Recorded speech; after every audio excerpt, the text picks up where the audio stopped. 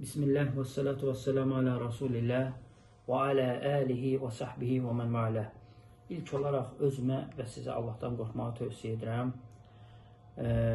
Əziz, möhtərəm, müsəlman, qardaş və bacılarım, demək olar ki, hamımızın ətrafında uşaqlar var və demək olar ki, Ramazan ayına sayılı günlər qaldı və biz çalışmalıyıq ki, evimizdə və yaxud da ətrafımızda olan uşaqlara bu Ramazan ayının ibadətlərini, xüsusən də Ramazan ayında olan orucu onlara sevdirək və çalışaq ki, onlar bu Ramazan ayını sevərək ibadət eləsinlər və başqa aylarda da Ramazan ayının həsrətini çəksinlər ki, Ramazan ayı başqa aylardan fərqlənir.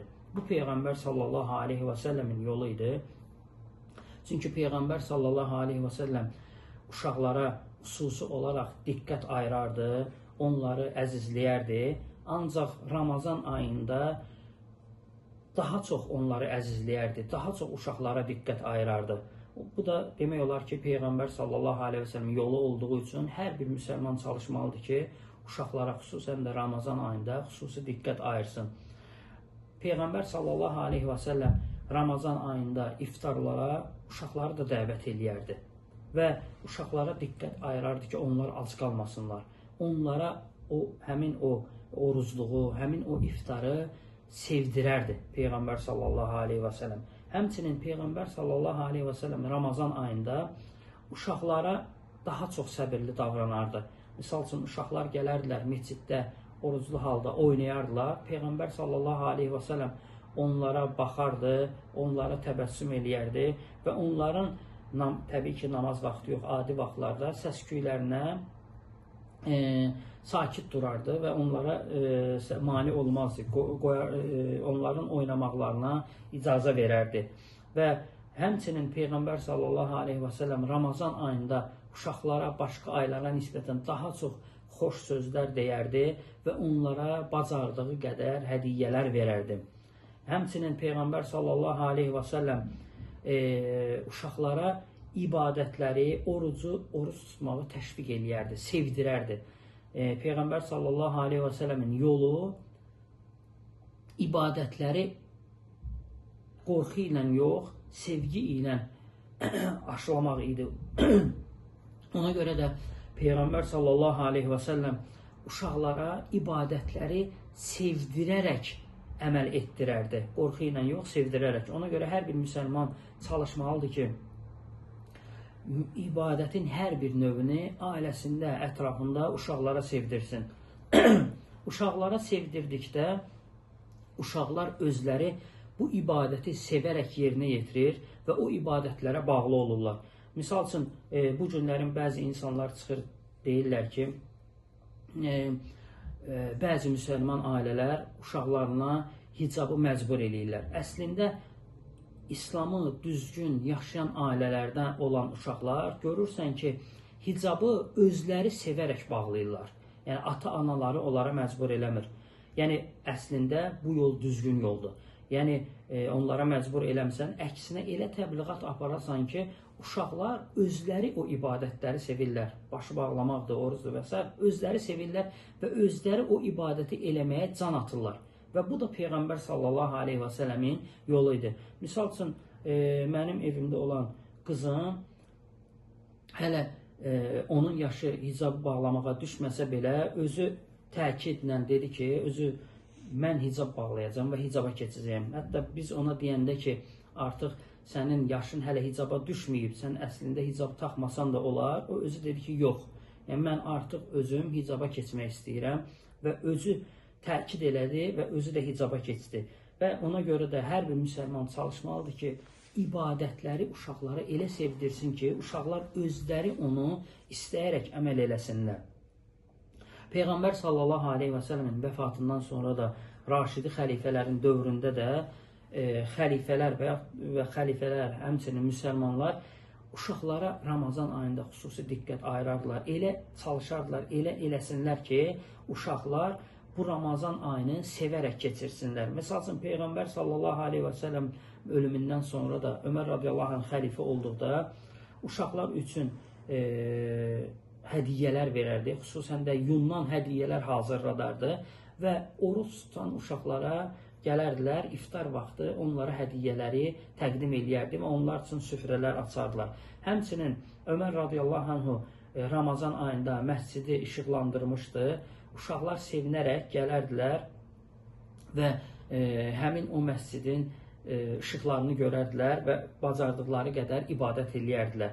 Və ona görə hər bir müsəlman çalışmalıdır ki, məhz sevgi ilə uşağı məscidə, uşağı oruca, uşağı hicaba təhrik eləsin, təbliğ eləsin ki, uşaq da onu sevə-sevə yerinə yetirsin. Həmçinin xəlifələrin vaxtında uşaqlar üçün xüsusi süfrələr açılardı.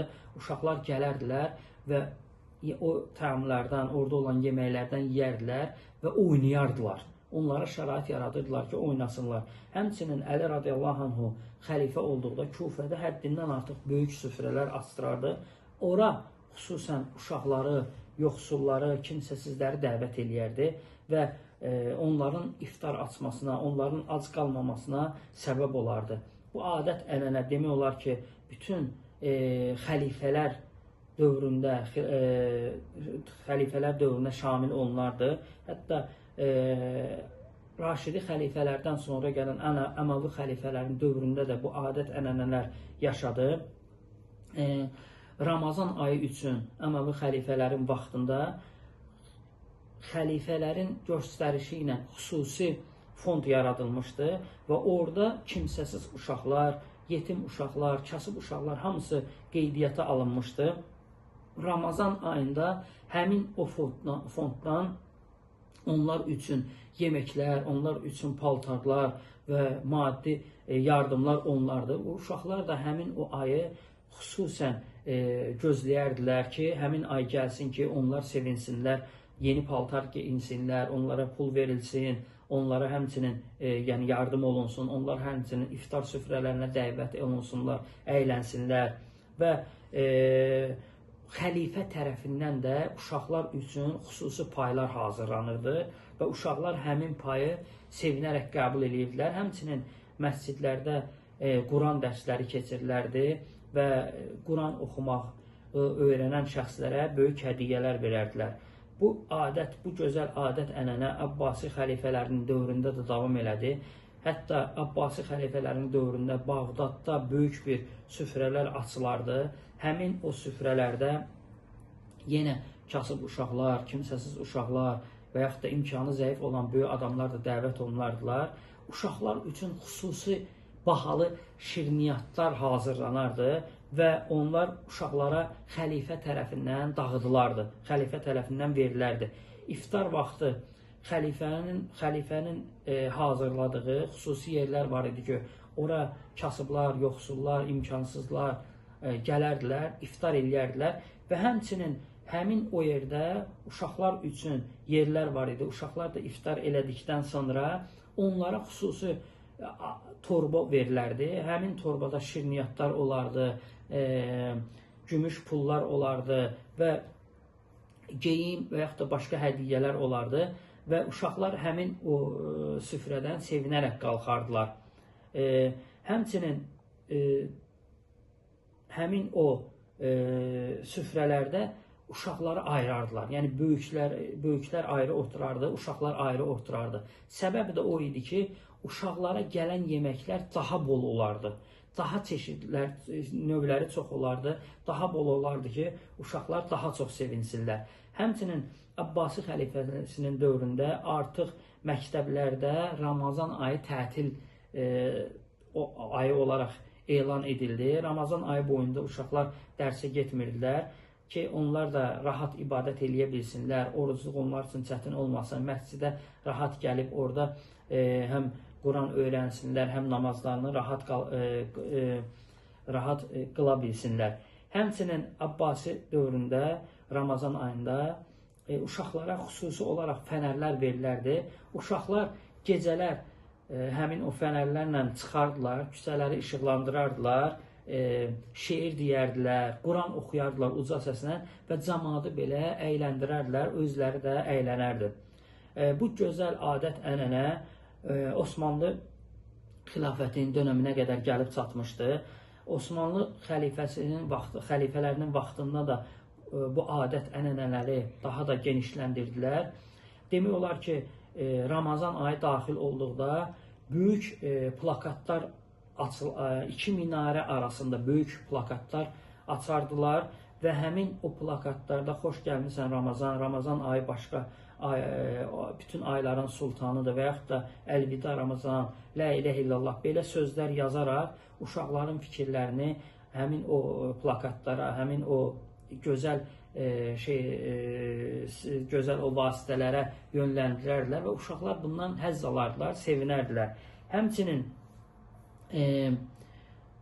xüsusi dərslər, Ramazan ayında xüsusi dərslər keçirilərdi məscidlərdə və yaxud da başqa yerlərdə və uşaqlara həmin dərslərin sonunda hədiyyələr verilərdi. Osmanlı vaxtında yetim uşaqlar təbii ki, hər dövrdə olduğu kimi var idi, kimsəsiz uşaqlar var idi, həmçinin kasıb insanlar var idi. Osmanlı vaxtında demək Ramazan ayı daxil olduqda imkanlı şəxslər və yaxud da xəlifə tərəfindən saraydan gələn müəyyən adamlar gələrdilər, dükanlara girərdilər, borc dəftərlərini götürüb həmin o borcları bağlayardılar və Ramazan ayında kasıbları, miskinləri, uşaqları bu cürə sevindirərdilər. Həmçinin Osmanlı xilafəti vaxtında saraydan müəyyən adamlar təyin olunardı. Həmin o adamlar bazarda olan malların qiymətlərinə nəzarət edərdilər ki, qalxmasın. Əksinə onlar xəlifənin əmri ilə qiymətlərin aşağı salınmasını təmin edərdilər ki, uşaqlar, həmin o kasıb insanlar Ramazan ayında rahat ərzaq ala bilsinlər. Sultanlar, Osmanlı sultanları Ramazan ayı daxil olduqda xüsusi olaraq özləri unun o keyfiyyətinə baxardılar, növünə baxardılar. Hansı növü bəyəndilərsə, o növdən çörək bişirilməsini əmr edərdilər və demək olar ki, sultanların nəzarəti altında xüsusi çörəklər bişirilərdi. O da ki, kasıb adamlara, uşaqlara verilərdi. Həmçinin Osmanlı xilafəti vaxtında belə bir gözəl adət-ənənə var idi. Demək ki, varlı insanlar öz evlərində süfrələr açardılar və həmin o süfrələrə kasıblar, miskinlər, uşaqlar dəvət olunardı və həmçinin qapını açıq qoyardılar ki, kimsə oradan keçdisə iftar vaxtı gəlib o varlı adamın evinə daxil olardı və iftarını onlarla birlikdə açardılar. Və həmçinin o varlı şəxslər uşaqları ayrı otuzdurardılar və onlara həmin o iftar açdıqdan sonra xüsusi hədiyyələr bəxş eləyərdilər, verərdilər. Həmçinin həmin o belə bir adət-ənənə var idi ki, varlının evində iftar edən şəxsə varlılar getdikdə hədiyyələr verərdilər, böyüklü, kiçikli. Fərqi yox idi. Böyüklərə də verərdilər, kiçiklərə də verərdilər və deyərdilər ki, Allah sizdən razı olsun, siz bizim savab qazanmağımız üçün, bizim bu xeyir əməli eləməyimiz üçün vasitə oldunuz və ona görə də onları neynəyərdilər? Mükafatlandırardılar. Həmçinin Osmanlı xəlifələrinin vaxtında belə bir gözəl adət-ənənə var idi ki, kiçik yaşda olan, xüsusən də 4-8 yaş arası olan uşaqlara biz bilirik ki, bütün gün oruç tutmaq lazım deyil. Yəni, uşaqları orucu yavaş-yavaş tutmalıdırlar, alışa-alışa tutmalıdırlar. Ona görə də uşaqlar oruç dururlar, sahur eləyirlər. Ancaq belə deyim ki, günün yarısına qədər oruç tuturlar ki, alışsınlar. Yəni, birdən-birə oruç tutmaları yaxşı deyil ki, ac qalmasınlar və oruc ibadəti onlarda nifrət yaratmasın. Əksinə, biz onları, uşaqlara sevdirmək üçün günün yarısına qədər oruç tutmağı onlara buyururuq. Yəni, vacib istəsələr, günün yarısına qədər tuturlar. Osmanlı dönəmində də 4-8 yaşlı uşaqlar günün yarısına qədər oruç tutarlar və xəlifələr günorta süfrə açarlar, iftar süfrəsi, günorta. Həmin o süfrəyə uşaqlar dəvət olunardı. Hansı ki, uşaqlar gələrdilər, həmin o oruzlarını günorta açardılar və açdıqdan sonra da onlara hədiyyə verilərdi. Həmçinin ehtiyaclarını ödəmək üçün onlara pul verərdilər ki, ehtiyaclarını ödəsinlər. Uşaqlar da, balaca yaşlı uşaqlar da, 4-8 yaşlı uşaqlar da artıq bu ibadəti sevə-sevə yerinə yetirməyə başladılar. Osmanlı xilafətinin vaxtında.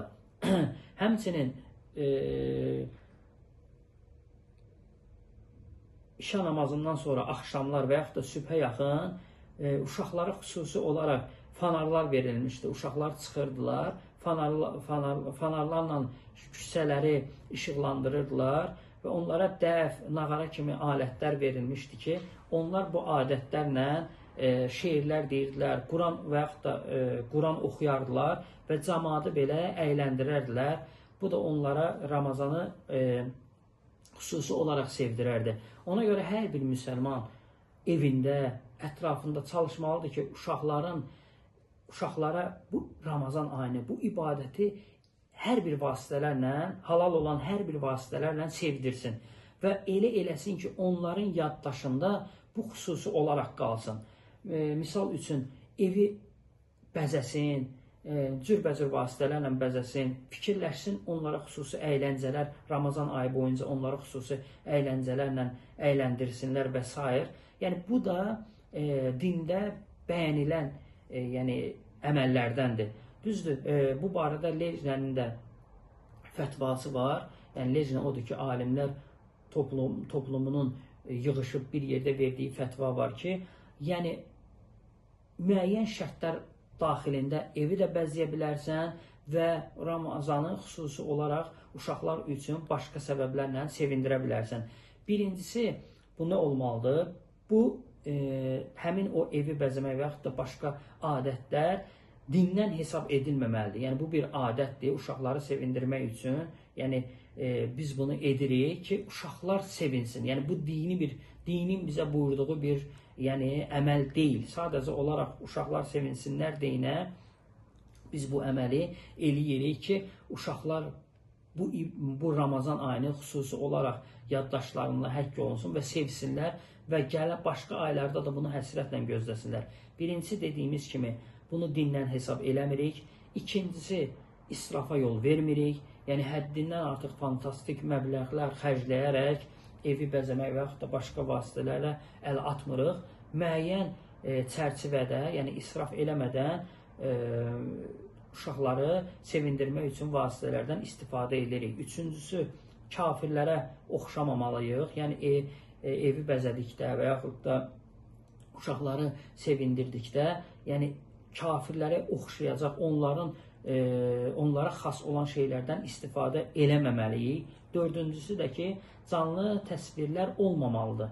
Yəni, bu şeylər olarsa, evi bəzəmək və yaxud da uşaqları sevindirmək İslamda bəyənilən əməllərdəndir. Əksinə, biz bunu eləməliyik ki, uşaqlar Ramazan ayında ibadətləri sevsinlər və yaxud da həmçinin digər aylarda da ibadətləri sevsinlər, bu ayı sevsinlər, ibadətə sevgi ilə yanaşsınlar, İslam dinini sevsinlər. Əslində, İslam dini sevgi dinidir. Yəni,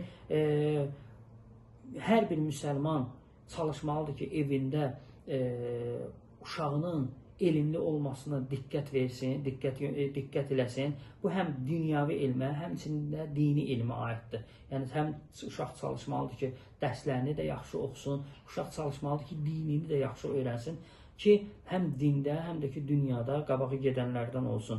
Ramazan ayında da fürsətdir, müsəlman uşaqları Ting nəşriyyatı düşünərək bəzi kitablar buraxıb, hansı ki, biz də onları tövsiyə edirik ki, uşaqlar üçün bu kitabları əldə edib, uşaqların faydalanmasına səbəb olasınız.